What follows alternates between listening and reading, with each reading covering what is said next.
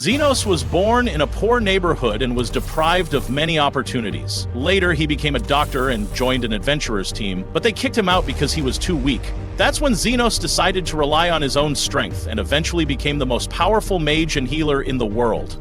Our story begins with that Millennium girl named Leela, who woke up and prepared breakfast with that charming person named Xenos. Leela tells us that healers are ranked in 3 levels. Third-level healers can only treat wounds, second-level ones can completely heal a person, and first-level healers are those capable of transforming the world into a better place. This is the kingdom of Herzaith, a land whose history has long been tied to healers. They helped expand it and granted it great prestige. Many healers gather at the Royal Hospital in the city to learn advanced magic and receive their licenses to begin their journey as official healers. However, the man before you, Xenos, does not hold a license to practice healing. Still, he is incredibly skilled. He works as a healer, and after helping someone, the man thanks him and pays him for what he was able to do. Leela congratulates Xenos on becoming so talented. People now come to him from all over to be treated by his extraordinary powers. Xenos sets off on a new adventure while Leela prepares food for when he returns. She is extremely talented at cooking, like a professional chef. Then comes Carmilla, the girl with beautiful eyes and very long hair, who tells Leela, "I'm going to my room and will wait for dinner when you've prepared it." At that moment, Zofia also arrives, waiting for Xenos to return. Everyone is gathering, coming to see Mr. Xenos. Even the cat girl. It seems Xenos is quite the popular man. So far, 4 girls are waiting for him. We don't know what he'll do for them yet. Leela finishes making the food and steps out to change her clothes since they are all going to eat together. The girls begin tasting the food and find it delicious. One of them says, "Wait until Leela gets here or she'll get mad and hit you. We must eat together." Meanwhile, Leela is outside washing clothes in the garden, enjoying the beautiful weather. She then takes a short rest. But inside, the great disaster occurs. The girls kept tasting the food until they finished it completely. There was no food left. They all start panicking, wondering what to do now, as there aren't enough ingredients to make another meal. Then Leela walks in and says, "What's the matter, girls? Why are you all standing there like that?" Slowly, they begin telling her that the smell was so good, they just wanted a taste. And then everyone kept tasting it until it was all gone. Leela replies, "It's okay, but we don't have enough ingredients now to cook another dinner." And they all apologize to her. Leela asked the girls to bring her more ingredients. Linga quickly offered to go get them right away, but Zofia interrupted her, insisting that she should be the one to do it and that she would bring the best ingredients. Then Loyu cut in, saying that she could carry any amount needed. Carmilla then spoke to Leila, saying she thought Leila should have been angrier. Leila responded that she wasn't that mad, because she was an adult and liked seeing everyone gathered together. She then thought to herself that she might still be able to finish making dinner before Xenos returned. Meanwhile, we see Xenos walking down the street when he notices a girl named Teal walking tiredly. A Horty man approaches her. He is her master.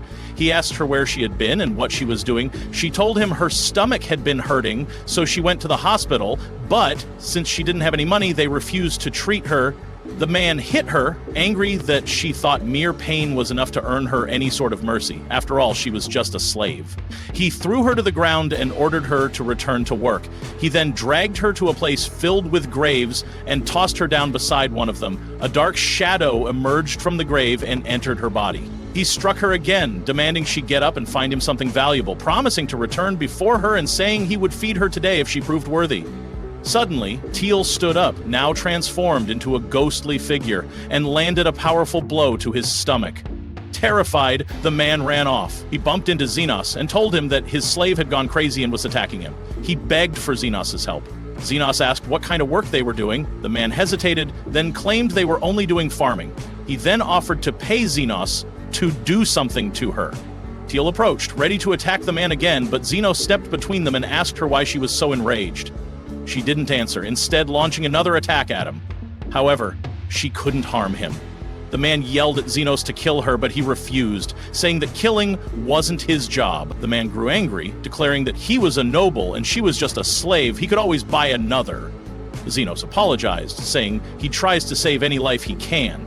At that moment, Teal lunged at him again. Though Xenos blocked her attacks, she was incredibly fast, faster than any normal demi-human. She dashed toward Xenos, trying to strike his face, but he raised a large mana shield that repelled her, sending her flying into a nearby building, which exploded from the impact.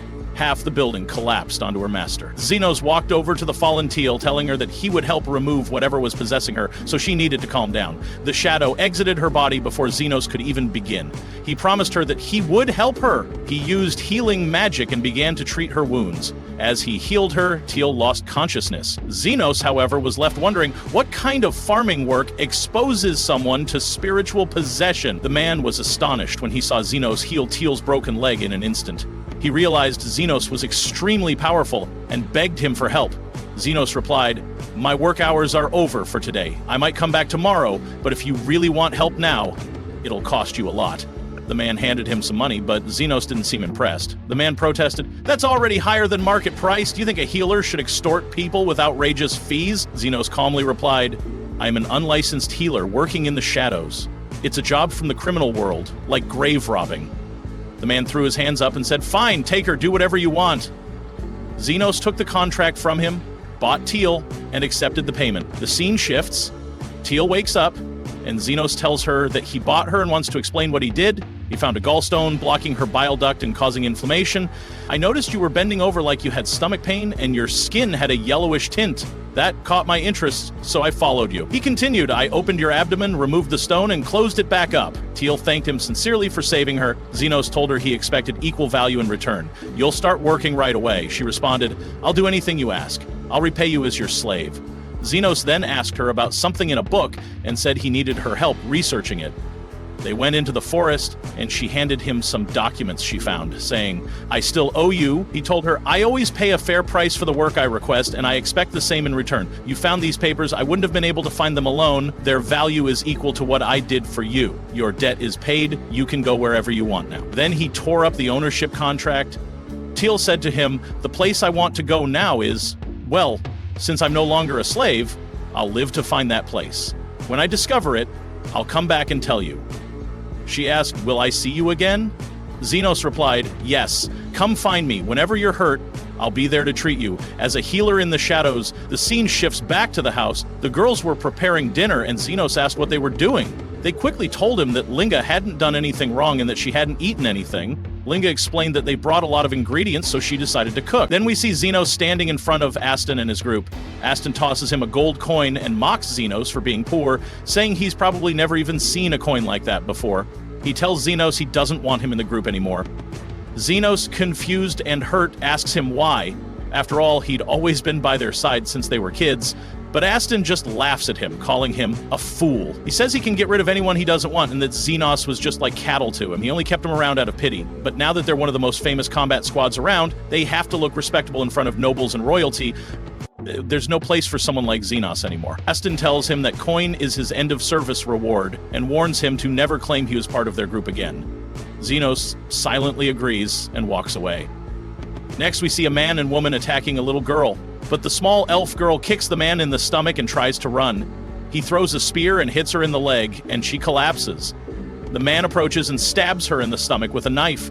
Just then, Xenos, who was passing nearby, hears the noise and rushes over. He demands to know who they are and why they stabbed the child. The woman coldly replies that she's their slave, and it's none of his business. Xenos says he'll buy the girl from them and offers the gold coin he got from Aston. They agree and take the coin, then walk away. Xenos hurries to the girl and uses his healing magic on her. She's surprised to feel no pain at all and thanks him repeatedly. Xenos tells her he's a healer. All he did was remove the spear, repair the damage, and close the wound. The girl introduces herself as Leela, and he shares his name too. He confesses he doesn't have a license to practice healing. It's all self-taught. He suggests they go buy her some clothes and have a meal together. They go to a restaurant, but Xenos doesn't eat since he only had enough money for her meal. When he finds out Leela doesn't have a home, he thinks about sending her to an orphanage in the slums, but changes his mind after remembering how badly kids are treated there. Leela asks where he works. Xenos tells her he just got kicked out of the adventurer group and has nowhere to go. He needs to find a job fast. At that moment, a man named Zondi enters, injured, asking for water. Xenos sees his arm is wounded, a gunshot burn from a magic rifle, and quickly heals him. Zondi is amazed by Xenos' power and gives him 4 gold coins in gratitude. Xenos decides then and there he's going to open a healing clinic. He tells Leela his plan. She wishes him luck, but warns him it's going to be tough without a license. Since he's from the slums, it'll be nearly impossible to get one. That means he'll have to operate in secret, which is illegal.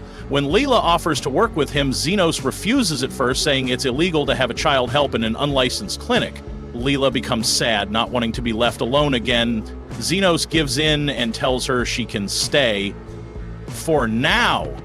They go out looking for a place to open the clinic and come across an abandoned house. Xenos thinks it's perfect, but Leela is scared. It looks like the kind of place haunted by a wraith, one of the strongest undead creatures. They resemble humans, but can kill and turn others into ghosts. Xenos and Leela enter the house. Leela uses her simple magic to light a holy lamp to illuminate the space. She tells Xenos she can use small spells. Xenos checks the place out and finds it good enough to live and work in. Suddenly, a wraith appears and attacks. Xenos fights back using his healing magic. He explains to Leela that undead creatures like wraiths are weak to healing magic. He'd fought many when he was with Aston's team. Xenos tries to reason with the wraith, saying this is the only place he can stay and he won't bother her, but she's furious and attacks again.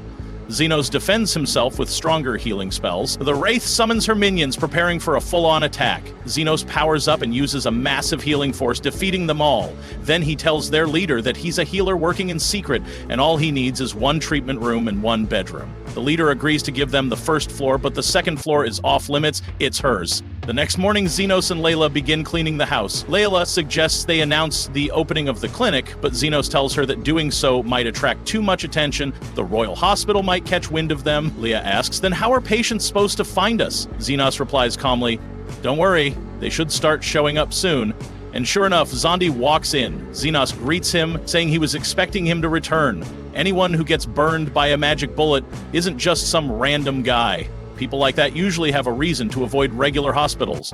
Zondi tells him to check on his sister. Her arm's in bad shape after being shot. Upon examining her, Xenos realizes the weapon used was a magically enchanted gun, laced with a special poison, and the bullet is still lodged in her arm, slowly rotting the tissue. He tells her the arm is nearly dead. Amputation is the best option before the poison spreads throughout her body. The operation? It'll cost 1 million win. Zondi loses it at the price, but his sister calms him down and asks Xenos, you're really asking for that much, even knowing who I am? She reveals herself as Zofia the Tempest, a major figure in the slums and leader of the lizard men, a champion of the poor who robs corrupt merchants and gives back to those in need. Xenos smiles. I've heard of you. And no, I'm not just charging you to chop your arm off. I'm going to give you a brand new one. Zofia agrees and lies down. Xenos begins the surgery, first removing the damaged arm, then using his magic to recreate a new one. Bones, tissues, blood vessels, muscles, and finally skin. Zofia stares at her new arm in awe. She thanks him and promises to send more of her people for treatment. And they'll pay. That night, Leela prepares tea for Xenos. But he notices something odd. 3 cups. Who's the third for? She tells him it's for Carmilla. Suddenly, the wraith Carmilla appears, joins them, and takes a sip, only to find the tea too hot. She quietly sets it down and leaves. Layla asks Xenos, why are the lizardmen always injured? Xenos explains, there's a conflict with another faction. The slums are in the middle of a 3-way turf war between demi-human groups. The lizardmen and the orcs crash. The door slams open. A girl barges in. Linga, the leader of the werewolves, followed by her wolf pack. Xenos tells her the clinic is closed, but if it's an emergency, he can help. Linga replies, I've come for you. No matter how many of Zofia's men I crush, they just keep coming back, totally healed. That's suspicious. She accuses him of being behind this secret healer rumor and moves to kill him. Xenos deflects her attacks effortlessly. Her followers join in, but nothing they do affects him. In retaliation, he wrecks the first floor. Suddenly, Carmilla reappears and joins the fight, but Xenos tells her to stop. They only damaged the first floor, my floor. They haven't touched yours upstairs. Withdraw. Carmilla obeys and vanishes. Seeing that, Linga realizes just how powerful Xenos really is. She lowers her head and asks for forgiveness. The next morning, a strange beast enters the clinic. He looks at Xenos and says, my mistress, Lady Louie, wants to speak with you. So, who is this mysterious Lady Louie, and what does she want with Xenos? To find out, don't forget to subscribe and turn on notifications so you never miss an episode. Then Xenos says, I knew this would happen. After dealing with the lizardmen and werewolves, the orc group would appear. Their leader is of great importance and has amassed a vast fortune from mining monostones. A month has passed since the clinic opened, and after that, I will have dealt with the leaders of all the factions in the slums. Then he asks the orc, "Is it possible to reason with your leader?" The orc replies, "Lady Li Wei possesses both wisdom and majesty." Xenos says to himself, "That's good. Zofia has been sending luxurious gifts daily, and she even built a massive palace next to my clinic to compensate for the chaos she caused. But if the orc leader is reasonable, why didn't she come herself?" The orc explains, "There have been lizardmen and werewolves coming and going from this place, so she didn't come to a place in enemy territory. Also, her condition is critical, and she can't move." Xeno takes his coat and leaves with the orc. They arrive at Lady Li Wei's location. Li Wei welcomes him and says, "I've heard you're a star in the underworld of the slums, and the lizardmen and werewolves praise you highly. That's why I sought you out myself. I was told you can treat any condition as long as the reward is tempting." She tells him she can't move from her spot and asks, "Do you know why?" Xenos approaches her and uses magic to perform a preliminary examination. He sees no external injuries, so he looks inside her. He notices a red mass in her abdomen and senses mana within it. Li Wei tells him, "That's a mana stone enchanted with a powerful explosion spell. I mistook it for a rice ball and ate it." Xenos calls her foolish and says she'll get rid of it sooner or later without his help. She replies, "When I ate it, I chewed it partially, and there's not much time left before it explodes. If I move carelessly, it could explode at any moment." She offers him her entire fortune in exchange for removing the stone, as its explosion would mean the end of the orcs in the slums. She gives him the key. Xenos approaches her, uses his scalpel, stabs her abdomen, removes the stone, and heals her wound. Li Wei is amazed and says, "You're an incredible healer." They notice the stone is about to explode. Xenos places his hands on it. The stone explodes within his hands, but it doesn't affect him, as he used a defense spell to protect his hands. He returns the key to her and tells her he doesn't need her fortune, as he only asks for fair compensation for his work. Li Wei is very impressed by his character and tells him to ask for anything he needs and she will help. She suggests they eat rice balls together, but Xenos advises her not to do that again. Xenos returns home and finds Lily sad because it means Zofia, Linga, and Li Wei will be visiting often. Xenos says, "You're right, Zofia visits on the day of the moon, Linga on the day of water, and Li Wei on the day of gold. They don't have any injuries, so why are they coming?" Suddenly, Carmela appears and tells him those girls come because they love him. Xenos says it's ridiculous. He's just an unlicensed underground healer. Carmela says she's been watching them and their eyes betray them. They're in love with him. She says it's only a matter of time before the three factions start a war over Xenos. The next morning, Zofia comes to the clinic and tells Xenos she's thinking of declaring war on the others, asking, "Will you join them or be on my side?" Then Lady Linga comes and says the same thing, wanting him to join the werewolf pack. After that, Lady Li Wei comes and says the same thing. We see Xenos talking to Lily and Carmela, saying, "The fight is supposed to start at noon on the next Earth Day, and many will die because of this war." The time for the war arrives, and we see the three leaders in the arena threatening each other. Then Xenos comes and tells them he's not there to stop the fight, as he knows they have old grudges. He wants them to fight until they're satisfied. Zofia tells them they'll start fighting, and whoever survives wins Mr. Xenos. The three girls start fighting, and we see Zofia taking a slight lead. Then the armies start fighting too, and the battle lasts a long time. When the girls get injured, Xenos heals them, telling them he's there to ensure the fight continues. The girls realize Xenos has been healing them and the armies throughout the war, so no one has fallen. Xenos tells them that conflicts won't be resolved that way, that the war and revenge will never end. If they want to continue this war, he will continue to heal their wounds and charge them for it. The girls think about Xenos' words and agree with him. They resolve their differences and reconcile. Then we see Lily asking Xenos, "Why did you do all this?" Xenos tells her, "My teacher once told me that a third-degree healer treats wounds, a second-degree healer heals the whole person, and a first-degree healer fixes the world. He was an eccentric teacher, but amazing. And I learned from him how to improve conditions in the slum." Lily tells him she admires him very much and truly loves him. Xenos tells her he will take payment from the three girls and return home, as it took great effort to treat so many people, so he must be compensated. The next morning, we see Deputy Krishna with the commander, who tells her he's heard some disturbing rumors recently, and it seems the conflicts between the semi-human factions in the slums have subsided.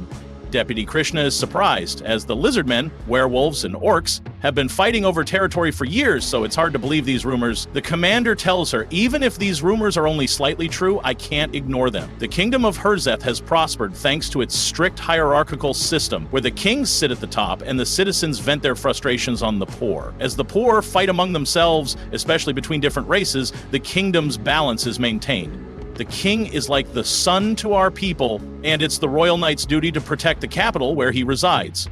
Rumors indicate a third party intervened to resolve the conflict between the three factions. Deputy Krishna says, that's difficult as the three leaders are very dangerous in the criminal world, and she can't imagine one person controlling them. He asks her to handle the matter, and she says she'll investigate and arrest such a person if found. Then we see Xenos and the girls, and Lily brings them tea. Xenos treats Zophia's hand, which she injured during her mission as the royal knights were watching her, and she clashed with them last night. One of them injured her while she was infiltrating a noble's palace. Her brother Zendi tells them he was also injured by a crazy woman with a magic gun. Zofia tells them the woman is Deputy Krishna, a dangerous woman called the Iron Flower, who launches fierce attacks with a blank expression. Carmela tells them the deputy will be a problem if Xenos attracts her attention. Xenos asks, why would the Royal Knights care about a worthless underground healer like me? They don't know why. Xenos tells Lily he's hungry. Zofia suggests salad. Li Mega suggests fish, and Li Wei suggests meat.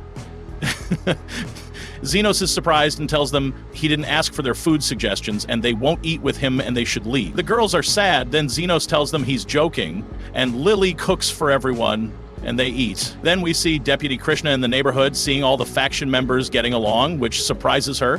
She approaches a lizardman and asks, why have things changed and the factions' relationships improved? The lizardman says he doesn't know her and won't talk about it, and he leaves. Deputy Krishna stops him, points her gun at his stomach, and threatens to kill him if he doesn't talk, asking who the mediator was. The lizard man says he'll never tell her. Zofia passes by and the lizard man calls out to her, but Deputy Krishna quickly flees. While running, she thinks Zofia and her brother's arms should have been irreparably damaged, but they seemed fully healed at a glance. How is this possible? Then we return to Xenos at the clinic, and Deputy Krishna enters, saying, I was in the slums and suddenly found myself in a deserted part of the city. I noticed someone in this house and decided to ask for help. Can you direct me back to the city? Lily appears and asks Xenos, do we have a patient? He tells her the girl isn't sick but lost. Deputy Krishna pulls out her gun, points it at Xenos, and shoots him. And so ends our episode of this anime. To follow more exciting events, please subscribe to the channel and activate the bell button to receive all new updates. Bye! The teenager Kazuya died while saving young girls from an attacker, only to find himself reincarnated in a world of swords and magic as Kenvan, becoming the strongest child in the world. The story begins with a boy named Kazuya. He stumbles upon a thug wielding a knife who is threatening some girls. Kazuya tackles him to the ground, but he gets stabbed and ends up dying. He wakes up in the body of a young boy and he becomes confused as he sees his reflection in the mirror. We learn that he has been asleep for a week, so his mother Sarah checks up on him, thinking that he must be hungry, so she orders the maid Sylvia to bring him some soup. They leave him in the room, telling him to rest, and Kazuya realizes he has been reincarnated into another world, so he looks around his surroundings. Trying to understand the world he's in, Sylvia arrives with his soup, which she feeds him before trying to put him to bed. Sylvia answers his questions, and he learns that he is a 3-year-old boy named Kaan. He is the third son of a high-ranking noble named Dagar, who has an army that protects the kingdom of Sford against foreign invaders. He becomes excited as he learns that he now lives in a world where adventure use swords and magic to defeat monsters. He wants to learn magic, but Sylvia tells him that he must first learn how to write. So he starts studying, wanting to live in that world. Later, his family is surprised to find he has already learned how to read and write. His sister Rain adds that he can even do math, so they start to think that he is a genius, but he is really just a high schooler, stuck in the body of a 3-year-old boy. They wonder why he is now interested in studying, because he seems to be a different person, and Kaan explains that he just wants to learn everything he can about the world. Zagarm supports him, saying that it will help him become a successful person and allows him to read books about magic and history. Sarah is happy to learn. He is interested in magic, but they don't think that he is ready for that, yet saying he's too young to use magic, so he should just study the books for now. However, Kaan realizes that he can already use magic, but he is having a hard time controlling it, and he tries to hide it from everyone around him. Rain realizes that he's studying about the outside world. So she teaches him about the 300-year history of the kingdom, as well as the different races in the world. After 2 years, the day of Kane's baptism has arrived, and they ride a carriage as they make their way to the venue. Kane is happy to see the outsideing his sister to show him her stats after going through the ritual, so Rain opens her status window and Kane learns that Rain can use 3 types of elemental. Sarah reveals that Rain was granted a level 2 blessing by the god of magic, which is very useful because it determines how much magic is needed to activate a spell, and it even affects the skills. They explain that the blessing goes up to level 5, and it's given by one of the 7 pillar gods they worship as part of their kingdom's religion. After that, we see him at the dining table with his family, where they just gust the light from the baptism ceremony. Garm asks Kane about his status, so he shows it to them, thinking that he has already concealed his status, but they are still shocked by the numbers, especially his magic score, because even palace mages can't come close to that number.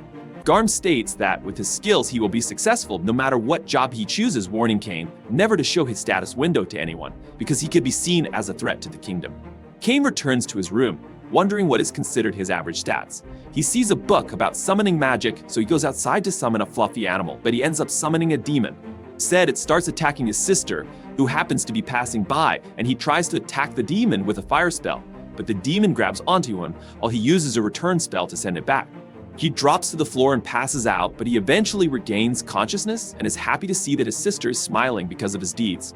Later, he is presented to a crowd during his debut, where he reveals that his goal is to become an adventurer and protect everyone. Garm tells him that he needs to study more to achieve his goal. Arranging for a tutor to help him out, we see him reading in his room as he wonders what his tutor is going to be like his tutors arrive. One of the tutors, Millie, nervously introduces herself, while the other one, Nina, makes a very short introduction, and Millie tells her not to be rude to the novels, but Kane tells them. They don't need to be formal when speaking to him, since they are his tutors, making them feel relieved. Garm wants them to teach Kane for 3 years, and they immediately begin his training. They head to the training grounds where Millie tells him to try doing some swings, but she is shocked by how skilled he is. Nina comments that he might be better than Millie, making her upset. So she challenges Kane to a mock fight. Kane charges at her and she struggles to block his attacks. Nina asks Kane if he received the blessing of the god of war, and he admits to it. As he continues to use his fight, Millie backs off, saying she won't be able to last if he keep up at that pace. So he should start learning magic from Nina. Nina reveals that she has a level 3 blessing from the god of magic, wanting to start with teaching the basics. But Kane tells her that he already knows the basics, demonstrating some beginner level magic to prove his point. However, Nina tells him that he just used enchanted magic when it takes intense training just to shorten incantations. So she concludes that he is a genius. Millie points out that he even used all the elements, which Nina thinks is impossible, because there is no one in that world who can use all the elements that effectively. Kane admits that he also has the blessing from the god of magic, making his tutors impressed. His tutors are shocked when he offers them a towel from his item box. They realize that Kane is just too amazing and they can no longer teach him within the mansion, because he could end up destroying the mansion with his powers. They go to Garm, explaining the situation as they ask for his permission to train Kane outside the mansion. So the next day they leave the mansion and Nina instructs him to use an Edia level magic on a boulder. So he uses a fire spell, which makes the rock explode, blowing his tutors away and leaving behind a huge crater. Nina tells him that the spell was way beyond intermediate, while Millie wonders why he still doesn't feel tired, making them realize that he has an insane amount of magic. A killer rabbit suddenly appears, charging toward Kane, but he dodges its attack and counters with wind magic. He stores its remains in his item box so that he can show his family when he gets back home. While Millie wishes she had a magic bag which functions like an item box, but it is too expensive for her to afford. Nina uses a search spell to look for more monsters to hunt, revealing the location of nearby creatures. Kane wants to learn the spell, so Nina gives him a brief explanation about it, and he tries it out, allowing him to detect nearby creature, as well as the type of creatures that were discovered. They take out the creatures, but one monster retreats to the forest as Kane runs after it. So Millie stops him, saying that the forest is full of straw, monsters that attack the city every few decades, which explains why it is so heavily fortified that evening. Kane realizes that he is already at level 8 because he has a skill that gives him 100 times experience, and he blames the gods for making him too overpowered. They go to the guild hall to look for a quest, but they come across a brawny guy who looks down on them for being dear rank adventurers, asking them if their quest is babysitting, since they are spending time with a kid. He orders Millie to pour him a drink, but Millie refuses, and Nina tells him that they're on duty. This makes him upset, so he grabs onto Nina while his companions restrain Millie. Kane slaps the man's hand, making him fall to the ground as he squirms in pain. The man tries to retaliate, but he is no match for Kane, so he draws on his sword, relentlessly attacking Kane, who who easily dodges his attacks. Kaan catches his sword using 2 fingers and throws him outside his companions, threatened to kill Melly, but Kaan charges at them, tossing them outside as well. His tutors thank him and Melly is surprised. He is also good at martial arts, but he claims that he just studied it from some books. So they head back to the forest where they continue their training, and after 3 years the contract of his tutors are about to come to an end. He wants to thank them for being good to him and remembers that Millie wanted a magic bag. So he goes to the forest to look for the materials needed for the bag. He easily defeats the powerful monsters in the forest, but the guard sees the pillars of fire that he used and thought that the monsters were preparing to attack the city. Again, the guard sells the alarm, so Garm heads to the forest with his soldiers, but instead of seeing monsters, they encounter a huge crater. Kaan completes the last part of his training and he gives them the magic bags that he made. He tells them about the monsters he defeated, and we learn that it would normally take a party of rank adventurers, but he did it on his own. Kaan tells them that the magic bags could hold a whole mansion and only they can hold on to it. But they tell him that it would be considered beyond a national Tevel treasure level item, but they bid each other farewell, saying they all had fun during the experience 2 years later. Kaan is now 10 years old, and they head to the royal capital for Kaan's debut, which is a mandatory event for all noble sons. His father tells him that their journey will take 1 week if no monsters get in the way. Kaan uses his search ability to detect any nearby threats and tells his father that people are being attacked by monsters. 3 kilometers ahead, Garm orders his men to pick up the pace, but Kaan knows they won't make it in time to save the people, so he jumps out of the carriage and uses a boost spell to run ahead. Meanwhile, the monsters are about to wipe out the people and a soldier desperately tries to protect the royal carriage. A monster approaches the carriage, but Kaan suddenly appears, killing the monsters with ease and defeating the general with his fire sword. He checks up on everyone, introducing himself as the son of Garm and using a healing spell to help the soldiers recover. But some of the soldiers didn't make it, so he stores their bodies in his item box. At that moment, Garm arrives wanting to help, but he realizes that the fight is over. The door of the royal carriage opens, revealing 2 girls, Princess Celestia and Miss Sil. The Duke's daughter, they introduce themselves to the ladies, and the princess collapses from the stress. King casts a spell to help them relax, making their hearts lighter. The girls thank King for saving them, revealing that they saw him fight from their carriage window. They start fighting over him, and Silk asks him what brought him there. So he explains that they are going to the royal capital for his debut. The girls reveal that they will also be having their debuts, wanting Kaan to try travel with them as they travel. He sits between the 2 girls in the royal carriage. He doesn't feel comfortable in his position, so he wants to move to another seat, but the girls won't let him go. They arrive at a town where the girls want Kaan to spend the night with them because they feel safer around him. Garm asks for them to reconsider, since it would be inappropriate for boys and girls to share a room, but the girls tell him that they're still traumatized from the last attack, so they want Kaan to protect them. Kaan is pressured into sharing the room with them, but agrees under the condition that the room is huge. So they go to their rooms, but Kaan realizes that the beds are too close together. The girls want Kaan to sleep in the middle as they move the beds closer to each other. So the girls get closer to him, claiming that they are scared, and Kaan becomes too nervous to go to sleep. This goes on for a few nights, making Kaan sleep, deprived as they arrive at the royal capital when they exit their carriage. They are greeted by the vice captain named Gazzard, who thanks Kaan for saying dating the girls and his men. Kaan removes the remains of the fallen guards from his item box, wanting everyone to recognize. They bravely fought against the orcs to protect the girls. Kaan is about to leave, but Gazzard grabs onto him, telling him that he will have an audience with the king. Khazar takes him to the king's hall where he meets the king. He pays his respects, and the king tells everyone Ali saved the carriage by defeating the group of orcs. The king acknowledges his heroic exploits, saying that the girls wouldn't have survived without him, so he makes Kaan a baron, giving him his own mansion. A noble named Corgino speaks out, saying that Kaan is too young to be a baron, but the king points out that he couldn't perform the same feats that Kaan has accomplished, so Corgino backs off. Kaan reluctantly accepts the title of baron, and the king concludes the audience, telling him to go backstage. So we see Kaan in a room with his father, who comments that Kaan is the first among his sons to be promoted. The king joins them, thawing the king as he thanks him for saving his daughter. Kaan is not comfortable, seeing them in such a position, asking them to raise their heads, but the king felt the need to thank Kaan as a father. The king tells him that, since he excels in both magic and the sword, and even has the blessing of the gods, the kingdom can't leave such a talented child to his own devices. That's why he has given the title of baron, even asking him to marry Princess Talisha, while the duke also wants him to marry. His daughter Kaan is shocked, but the girls are happy, as the king explains that he will now be engaged to the 2 girls because he has slept with both of them. But we learn that this was all part of their plan to keep Kaan in the kingdom. They continue to pressure Kaan, and he eventually agrees to marry their daughters. Kaan sees a cat girl named Parma, who tells him that she's under training at her uncle Tamani's shop. Kaan visits the shop, commenting on the wide variety of goods that they have. He tells Tamani's about the item that he has in mind, drawing it out and explaining the details to him.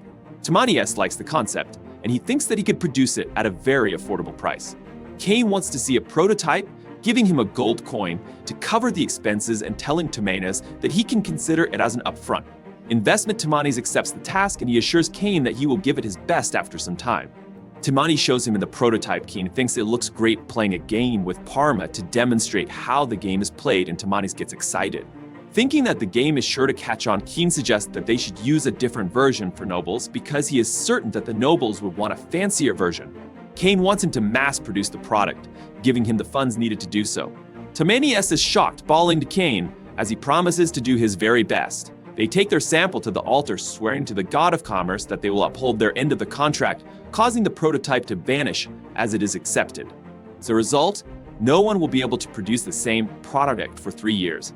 Kaan wants them to start selling the product in the next month, asking Tamani to prepare an extravagant one for the royal family. After that, he makes his way home, and he is informed that the debut is about to begin, so he rushes to get ready and leaves with his parents. Garm knows that Kaan will get a lot of attention because he recently became a baron, so he wore his son to watch out for parents who want to introduce their daughters to him.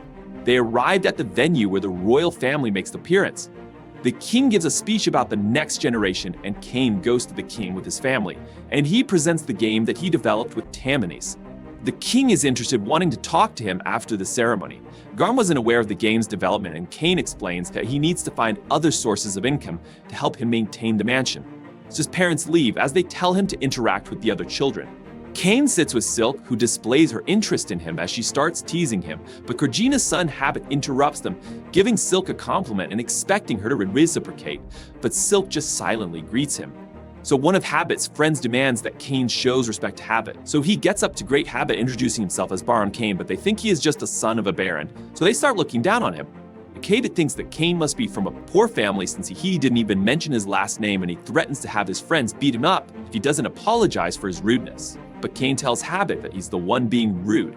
So they go outside where Habit wants to fight him. Habit reveals that his friends have God's blessing and they can even use magic. The first guy steps up and he tries to show off, conjures a really weak fireball, which Kaan easily dodges. The other one also tries to be flashy, but he just launches some weak rock projectiles. They're about to attack again, but Silk becomes annoyed. So she tells them that Kaan is not the son of a baron, but he is the baron himself, telling them about his impressive feats. She orders them to bow since he outranks them, and they obey, begging for his forgiveness. As they leave the scene, Silk realizes that Kaan has a dark side because he let the situation drag on to make things more interesting, even though he knew that the kids were mistaken. And she promises to keep it a secret from Telestra. That if Kaan goes on a date with her at that moment, Telestra is wanting to know what happened. But Silk just tells her that they are going to go on a date. Telestra becomes jealous, so Kaan tells her that he will also go on a date with her. The king interrupts them, summoning Kaan for their meeting where they play the game. Kaan develops the key, enjoys the game, wanting to keep it exclusively between them, but Kaan reveals that it's going to be made available to the public. The Duke is also there, and they take the chance to remind him that his engagement with their daughters is a secret, telling him to be careful on his date. The next day, Kaan is given the deed and key to his new mansion. He goes to check it out, but when he arrives, he finds it's completely run down as he enters. The lights don't work, so he uses his magic to light the way. He checks out the rooms, but finds that everything is filthy and all the rooms are empty. But it doesn't bother him as he uses his magic to instantly repair and clean the entire mansion.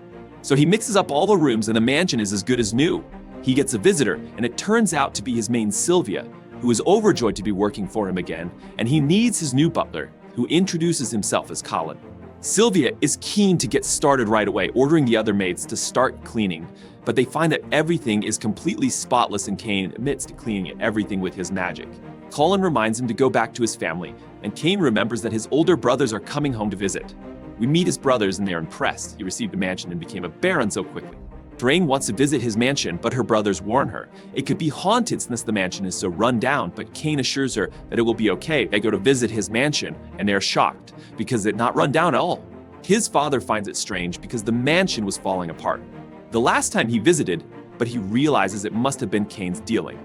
They're impressed with all the rooms, but his father says that it's missing some art. Kaan wonders why he needs art, and Garm explains that nobles are very fond of it, decorating their mansions with things like paintings, armors, and even mounted monsters. Hearing this, King decides to put one of his monsters up. Sylvia suddenly screams, and they wonder what's going on.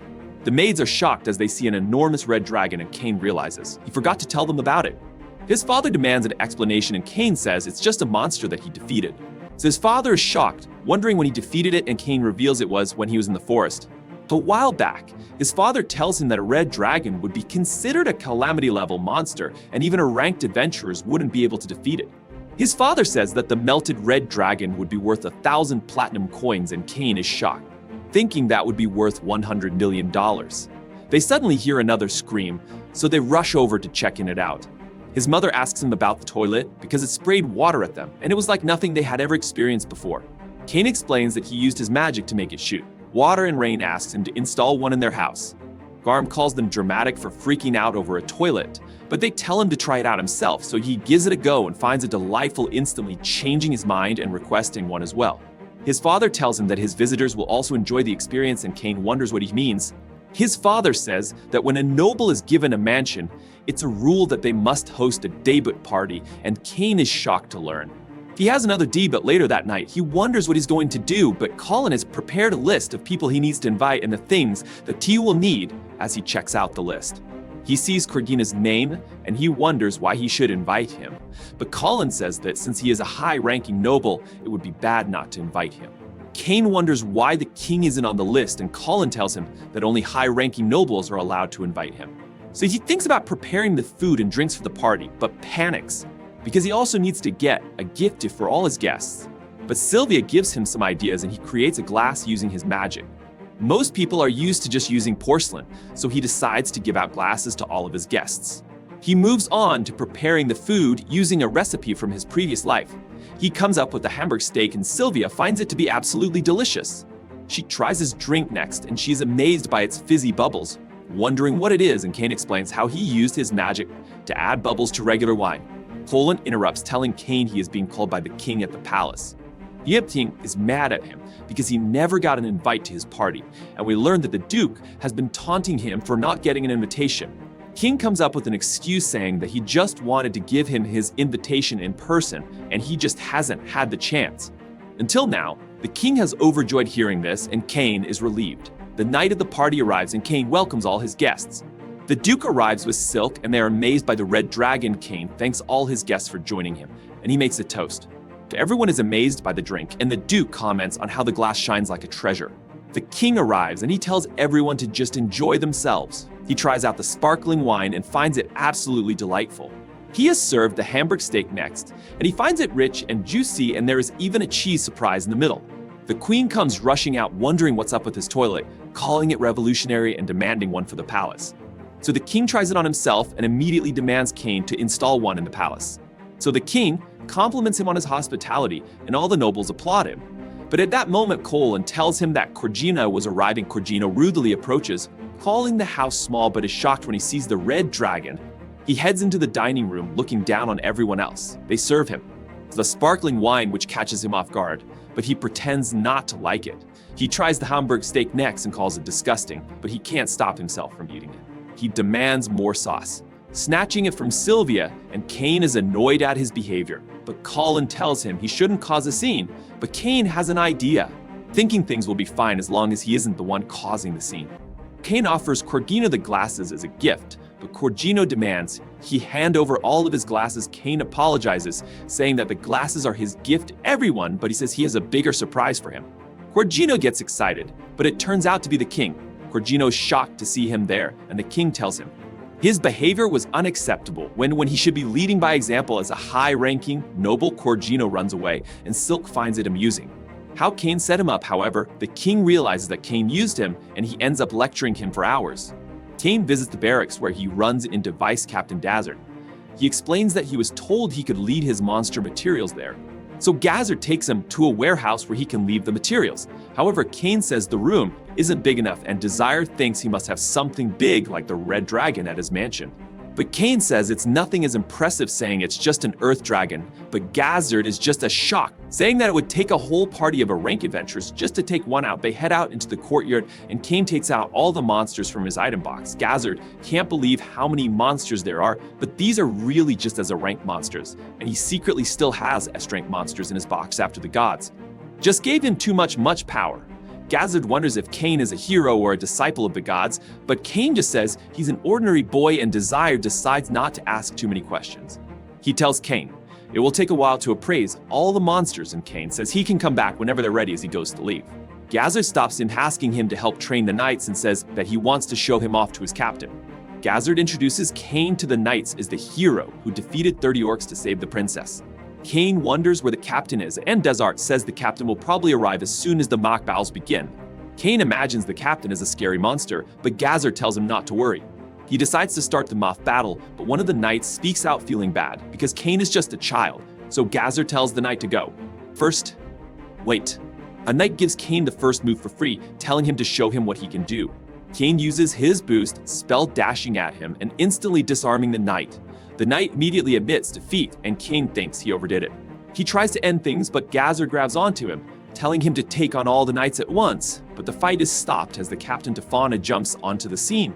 She wonders why our knights are picking on a child, hugging Kaan and telling him that everything is going to be okay, thinking he is just a lost child who wandered in. She demands an explanation from Vizard, and he explains that Kaan is actually the hero who defeated 30 orcs. Hearing this, Tafana's expression immediately changes as she becomes excited to meet him, and she challenges into a duel. Gazard tells her to introduce herself first, but she says they will get to know each other with their swords. The knights think that even Kaan doesn't stand a chance because Tafana has the title of Master Swordsman. They prepare to fight, but Kaan says he only has a wooden sword, but Tefana attacks him anyway. She uses her boost skill charging a Kaan, and the two exchange blows. The knights are shocked to see Kaan keeping up with the captain. The two seem neatly matched, but Kaan boosts his speed even more, getting Malai and the captain and winning the duel. Tefana becomes emotional with the result and immediately decides that she will marry him. Everyone is shocked, and Kaan says it's too soon since he is only 10 years old and he doesn't even know anything about her, so Tefana introduces herself. So besides being the captain of the Royal Knights, she is an honorary viscount and daughter of the Duke from the Northern Forest. She tells him not to worry about age, since she is an elf who will live at least 300 years, so her looks won't change for a long time, but Kaan thinks that was not the problem. Kaan hides behind Desart, saying that marriage is a big decision and they can't just decide things on their own so easily, especially since he is already engaged to Telestra and Silk. He cries for Bizard's help, but he just pretends to be sleeping. Tefana agrees that they can't decide things on their own, so she tells Gazard to arrange an audience with the king. The king thinks that telling the king would be a terrible idea, but he has no choice and gets dragged along with him. So they have a meeting with the king, who wonders why Kaan has come to visit. Tefana announces that she wants to marry Kaan, and the king asks what happened. Kaan explains that he beat Tefana in a duel, and that was what led to her proposing to him. The king asks him if he has told her about his other engagements, but Kaan says he wasn't able to since it's meant to be a secret. The king explains that elves used to be kidnapped and enslaved for their beauty, but their first king changed things and made peace with the elves. The elf nation was taken in and put under the protection of the kingdom, and he reveals that Tefana is essentially their princess. The king tells Stefana that Kaan is already engaged to Celestia and Silk. She seems disappointed to learn this, but as he starts to apologize, Tefana says that it only makes her want him even more. The king acknowledges her feelings but tells her she needs to write a letter to her father to get his permission to fall, leaves to write her letter, but drags Kaan away so they can fight some more after they leave. The king is surprised Kaan was able to beat Tefana, and he wonders how he could be so strong. At such a young age, Gazard mentions Kaan's reaction when he asked if he was a disciple of the gods, and the prime minister thinks they should test him by using a certain book. A few days later, Kaan is exhausted, and he runs into Gazard again, who asks him why he looks so tired. Kaan explains that Tefana has been forcing him on countless dates, which are really just the two of them fighting. Gazard thanks him for helping Tefana get stronger, and Kaan reveals she has also gained the Master Swordsman title. They suddenly hear Tefana's voice, and Kaan tries to run, but Gazard drags him away. Saying the king wants to see him, Kaan thinks he is in trouble, but the king shows him a book that contains emperor-level magic passed down in the royal family, which is said to have been written by the first king. Kaan checks it out and is amazed to see there is another level of magic, but the king reveals that no one is able to read the book because it's actually written in Japanese. Kaan realizes he made, thinking that the first king must have also been someone who was reincarnated from Japan.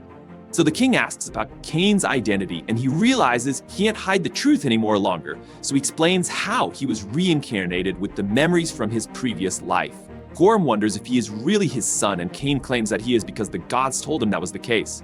Everyone is shocked to hear he met the gods, and he recalls how he met the 7 gods. During his baptism, the king can't believe he met all 7 gods, and they asked him to show his status. Kane opens his real status window, shocking everyone as they see his level 10 blessings and his title as God's Chosen. To the king thinks that, with his title as God's Chosen, everyone in the world would bow to him. But Kane doesn't want that to happen, saying that he is happy with how things are in his life, with the adventures had, and the people he has met. So he wants them to just treat him the same as before. The king agrees to his requests. The jokes that he could be king if he wanted. Tifana interrupts the meeting, revealing the letter from her father far agreeing to let her marry Kane. So she grabs Kane and takes him away, heading straight to the courtyard.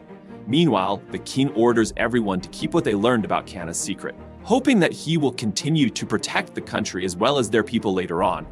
We see Talesha and Silk after they find out about his engagement to Tifana.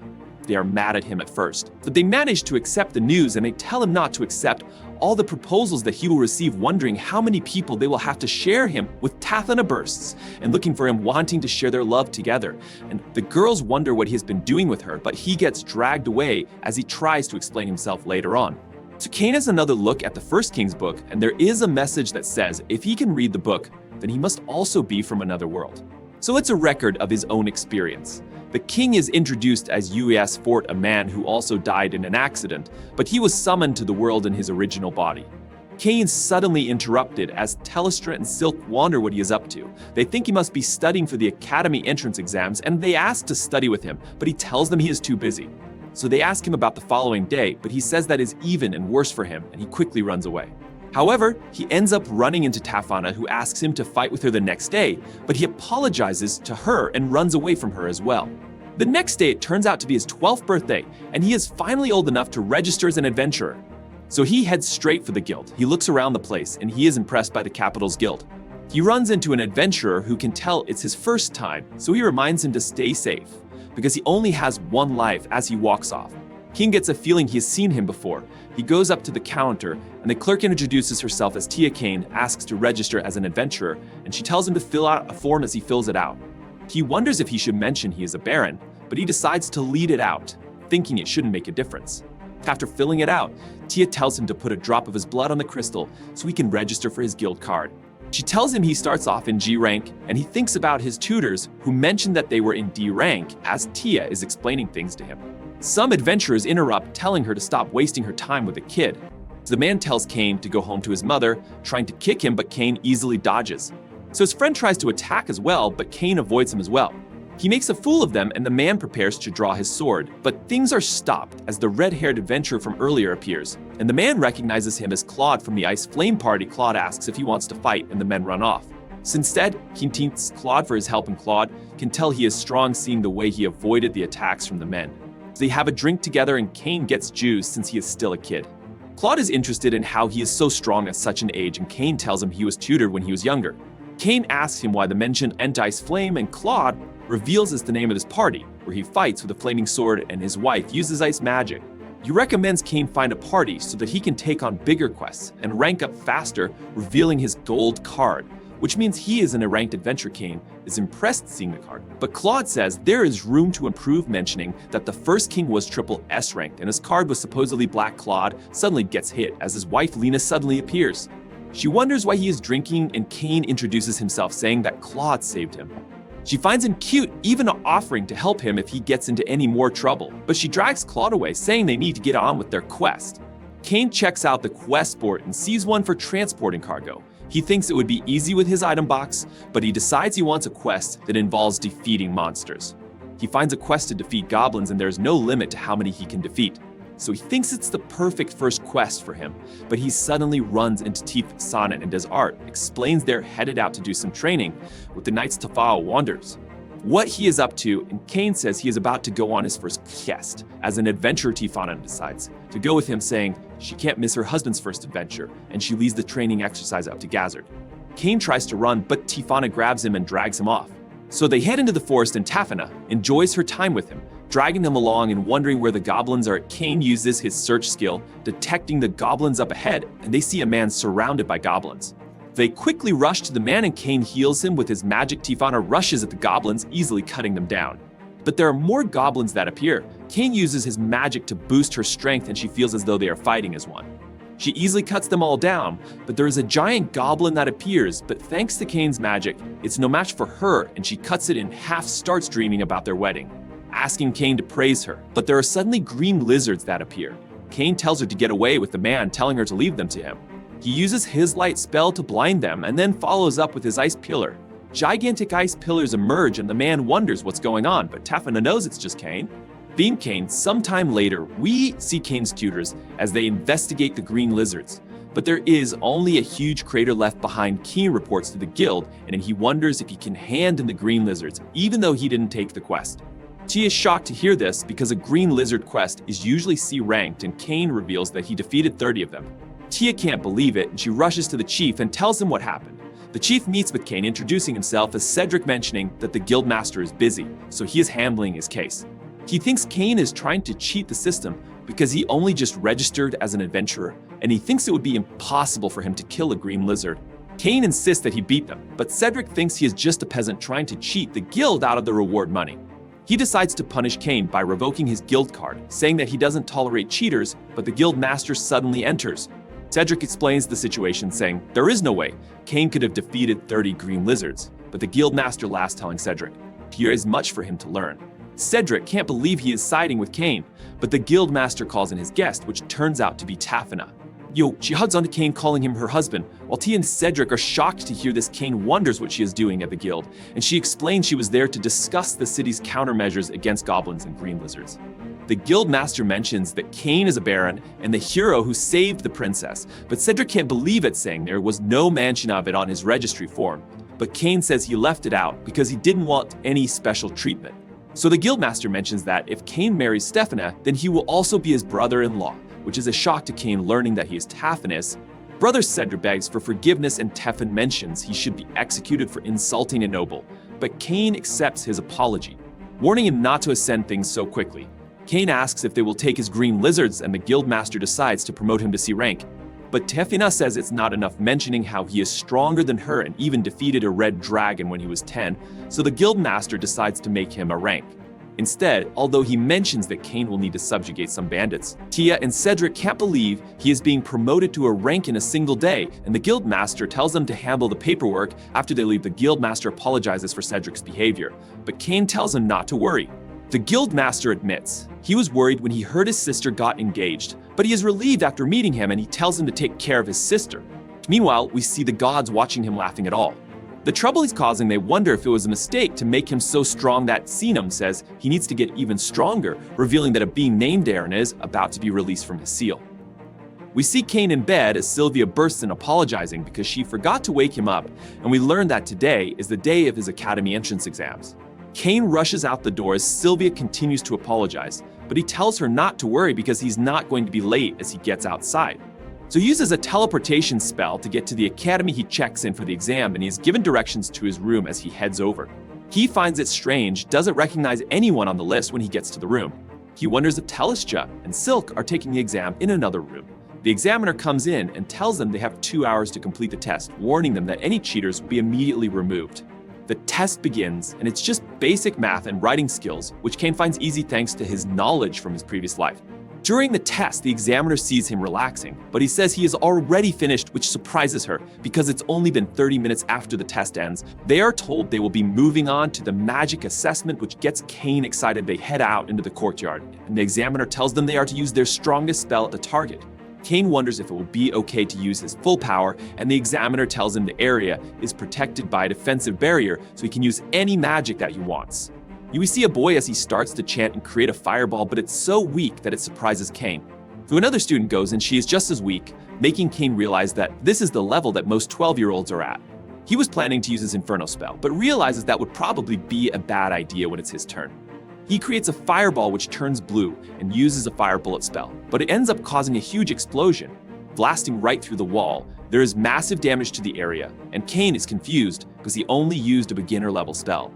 The examiner can't believe her eyes as Kaan tries to explain himself. The examiner checks the area and tells them to move on to their swordsmanship exam. They move to another part of the academy where the examiner introduces some ranked adventurers who are there to help assess them.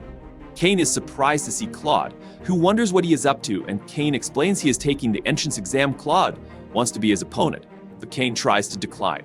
However, the examiner says that Claude is the highest ranked adventurer, so he can't refuse the two prepare to fight, and Claude tells him to show him what he can do.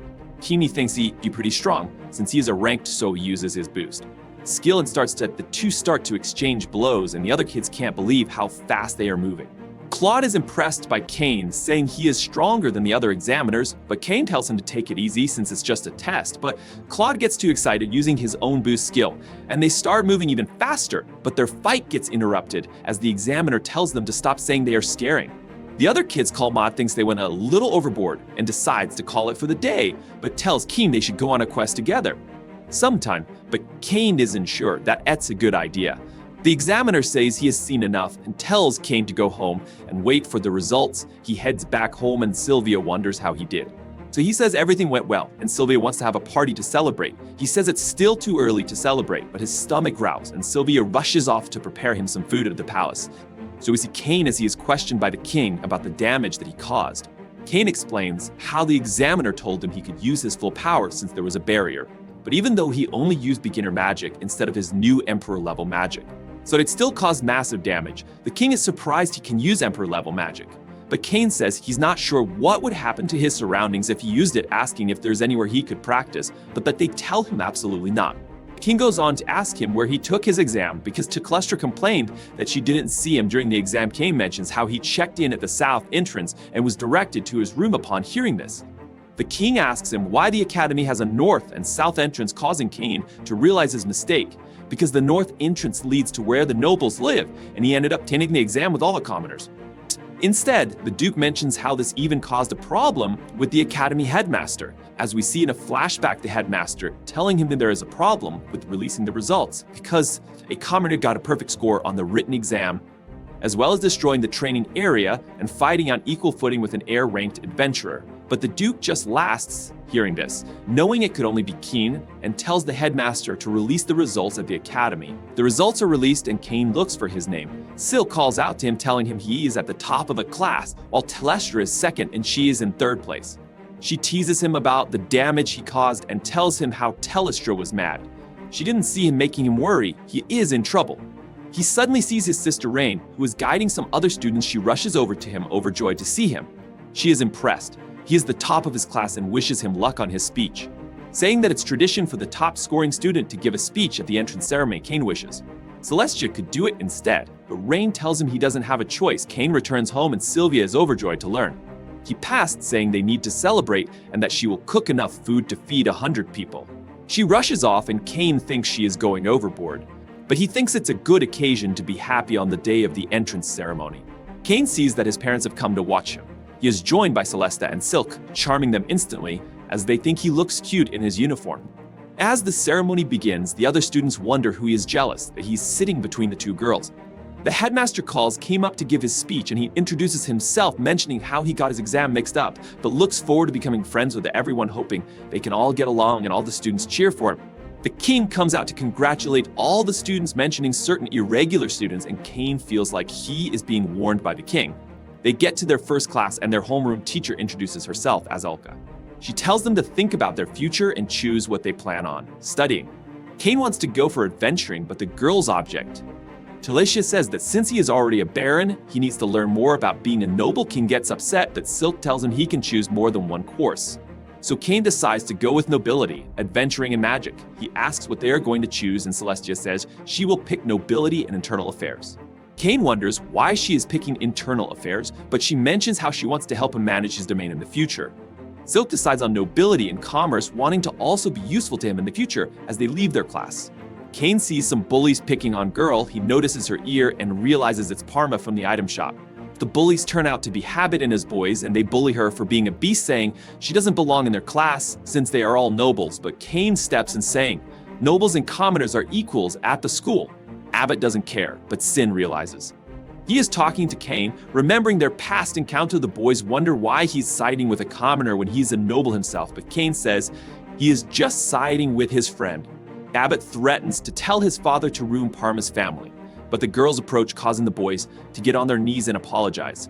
They're forced to apologize to Parma and then quickly get away. Parma thanks Kaan for his help, but the girls suddenly wonder about his relationship with her, making Kaan kneel as they have a chat with Parma. He gets Tori. They are forming an alliance, but he suddenly hears a voice telling him to visit the library. Kaan decides to check it out, but as he opens the door, it leads to another space, and he is teleported to a room where he meets a man who asks him if he wants some coffee. Kaan mans to know who he is, wondering how there's coffee in this world. But the man says he has been waiting for him, calling him Kazuya, his name from his previous life. The man introduces himself as Yuya, and Kaan recognizes him as the first king. He remembers the book he read, but remembers it was written more than 300 years ago. So he wonders if he is a ghost, but Yuya just laughs and tells him Tien can check his stats. Kaan opens up his status window and is shocked when he sees he has the god of creation. Title Yui explains there in another world that he created, so he is considered a god and maintains his appearance even after 300 years. He goes on to explain how he spoke with Enzanum and how the other gods wanted him to help with his training. Kaan thinks he is already too strong, so Yuya tells him to take a cookie from him. Kaan gives it a go, but Yaya easily stops him, saying he has a long way to go. Kaan wonders why he needs to get stronger, and Yuya reveals he needs to fight Eren, the evil god. He explains that 300 years ago, Eren made people all over the world fight and kill each other by using an oracle, sowing distrust in everyone's subconscious and making them fight, but put together with his companions. So they managed to seal him away, but the seal has since loosened, and he will soon be resurrected. Kaan asks why he can't just seal him again, but Yuya says since he became a god, he can no longer directly interfere in the world, just like the other gods. Yuya also mentions that Kaan's previous life is important, but they suddenly teleport to the sea. Yuya throws him a sword and says he will tell him more if he can complete his training. He gives him a compass to follow, which he says will lead him back to the house where they were. Tunnels Kaan to level up, saying he would need to get to at least 600 to stand a chance against Garen. Kaan thinks it will take forever since he's only around level 300. So he worries about missing school, but Yuya tells him that 1 year in this world is equal to only 1 day in the other world. Yuya wishes him luck and disappears, and Kaan realizes he has no other choice, so he starts heading back to the house as he enters the forest. He is instantly attacked by a range of deadly monsters.